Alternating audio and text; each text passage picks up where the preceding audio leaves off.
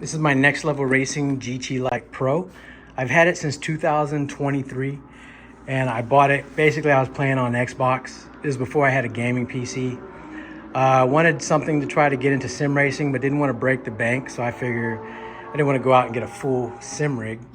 But I figured this was the next best thing. 200 bucks, I believe I paid, 250. Rather waste 250 than spend 1,000.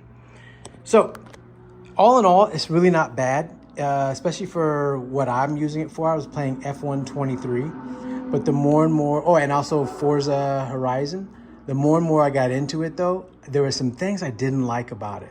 I didn't like how I'm a bigger person. I'm 6'3", 220 pounds. So my knees kept hitting on the sidebars that were there. The steering wheel base actually shakes. As you can see, I'm using a Fanatec wheelbase. It's a 5 Newton meter, but I bought the pack, so it makes it 8 Newton meter, and it really shakes the whole base of it. As you can hear, I'll give you a little example. Like, the whole thing will shake. And the same for the shifter. I have the sequential shifter and the handbrake. That shakes as well. But for what it is, I mean, it gets the job done. I really can't complain. The seat, when you're pressing on the brakes, you can see from here, the whole thing will just kind of rock back on you and shake everything.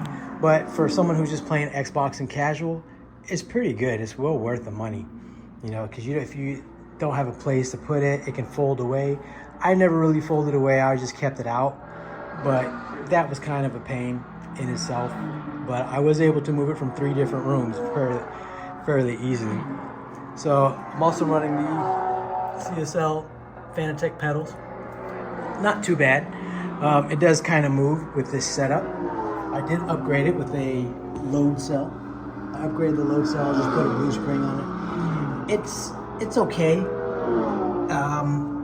There are better setups out there. But for, like I said, for me starting off, I didn't know if I would like it or not. It was good. I like sim racing. I'm getting more and more into it. And the more I got into it, the more I started noticing this was not going to cut it for me. I needed to up my game, step it up, and get more involved. Now that I have an actual place where I can have a permanent setup, which I converted my garage a little bit, I'm really into it, and I find myself racing a lot. I'm playing iRacing. I'm playing, as you can see on the screen right now, this is a replay of me playing Le Mans Ultimate, which, man, is such a good game. I have Assetto Corsa Competizione. I have NASCAR. I even have American Truck Simulators. But the more and more I'm getting into it, this just wasn't cutting it for me. So I upgraded to a triple screen and eventually added a 4th screen. You can see it right here. I run the SimHub system on it, which, man, that alone is well worth it. If you can get a quad setup, get one just for that, because it helps me out a lot, especially when you're in those tight races and you don't have time to look all the way to the right or all the way to the left. If this is in your peripheral, it's perfect for that. This is a SimLab quad monitor setup, actually. It's from SimLab. Really good quality, can't complain. I'm running Acer 32-inch screens. You know, no problems there. I actually running this is a Track Racer keyboard stand, which it does really good. I have no complaints. But I liked how it swiveled compared to other ones. So I chose to go with that one. And it being a profile system, it fit, no problems. I had no issues, didn't have to modify anything. Here's a look at my PC. I didn't want to just put it on the ground, so I bought this stand from Amazon. That is well worth it as well. Really good buy. I think I paid like $70. They had cheaper ones, but from the reviews, it was good. As you can see, I used my monitor, my mouse pad there. So I'm currently running you can see right there, a Radeon RX 6800 XT. It does the job. It really does, man. I got it for, I want to say I paid like $300 for it. Like, I got it right when it was the perfect time to buy them. You know, I'm looking at upgrading maybe to a 9700 XT. I don't know yet. because I heard they're coming out with a 9800. So maybe I'll wait. And honest truth, even for a 6800, it is running this system perfectly well, as you can see. I have no problems running at 1440p. I want to say my last frame rate I checked, I was like right around 107 FPS, which is pretty freaking good. So I'm not even worried about that. Here's my little Logitech camera, which I got. And as you can see over here, I have trying to get a microphone system that was better. I recorded a quick video and the audio was really, really bad when I was trying to stream through my Twitch. So I bought this, and night and day difference. It was worth a little 50 bucks I paid on Amazon.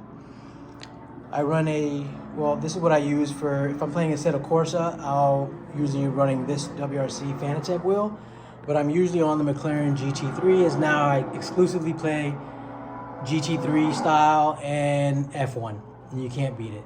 Like I said, but the only thing that was bothering me and I thought it was hurting my performance and my driving was my setup. So GT Lite Pro is good. I have no complaints, but it's just time for me to upgrade, and that's exactly what I did. Real quick, I think I skipped over it real quick. I also run an AMD CPU, the 7800 3XD. No issues. I'd probably upgrade that, but again, that's another CPU that is just ahead of its time, and it is still going strong. I run a G-Skill 64 combined megabyte gigs of RAM. So I got plenty. Here's a quick look at my PC. Got Easy-E, Big in Pac in there. Godzilla on the screen. Here's the back of it. Doesn't block any airflow.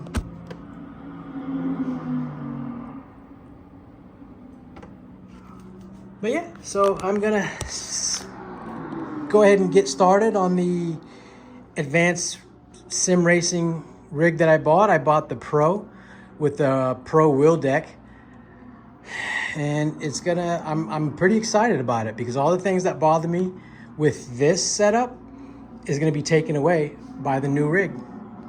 So, and then of course I gotta clean this mess up, which there's gonna be wires on it. I can only do so much, but yeah, got my sim racing shoes. We're good to go. All right. Get ready, stay tuned. I should be having that other video up as soon as I can. I'm gonna build it. Well, first I'm gonna build it, then I'm gonna do a review on the build, and then I'll do another follow-up video with everything all set up so you can get a good look at it and see how it works. So far it's coming together pretty good, but we'll save that for the next video. But I can't wait, so that way I don't have all the shakes that you can see how this one gives you. It gives you no stability whatsoever. It works for what it is. Not knocking it, but it's time to step it up. All right, see you later.